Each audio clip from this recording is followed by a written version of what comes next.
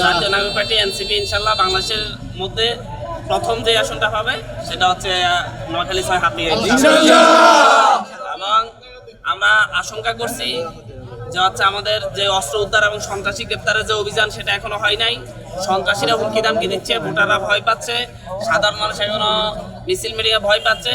সেই ক্ষেত্রে অতি দ্রুত সন্ত্রাসীদের গ্রেপ্তার করতে হবে এবং হচ্ছে একটা যৌথ অভিযান চালিয়ে অস্ত্রধারীদের গ্রেপ্তার করতে হবে, অস্ত্র উদ্ধার করতে হবে। এটা ছাড়া একটা সুষ্ঠু নির্বাচন সম্ভব না। বৃহত্তর নোয়াখালীর মধ্যে সবচাইতে দুর্গম অঞ্চল হাতিয়া, সেখানে এক্সট্রা ফোর্স দিতে হবে, সেখানে এক্সট্রা ব্যবস্থা রাখতে হবে এবং মনে রাখতে হবে যে এই আসনটি খুবই গুরুত্বপূর্ণ আসন এবং এটার উপর নির্ভর করবে নোয়াখালী অঞ্চলে আসলে হচ্ছে সুষ্ঠু নির্বাচন হচ্ছে কিনা, সেটাই হাতিয়ার আসনের উপর ভিত্তি করে মূলত কথা বলা যায়। সেই জায়গায় আবারও বলছি যে হচ্ছে অস্ত্র উদ্ধার অভিযান, সন্ত্রাসীদের গ্রেপ্তার করতে হবে এবং হচ্ছে নির্বাচনের দিন সহ নির্বাচনের আগে পরে অতিরিক্ত ফোর্স অন্যান্য আসনের চাইতে বেশি ফোর্স হাতিয়াতে অবশ্যই রাখতে হবে। আর আমরা প্রশাসনের নিরপেক্ষতা নিয়ে প্রশ্ন তুলছি।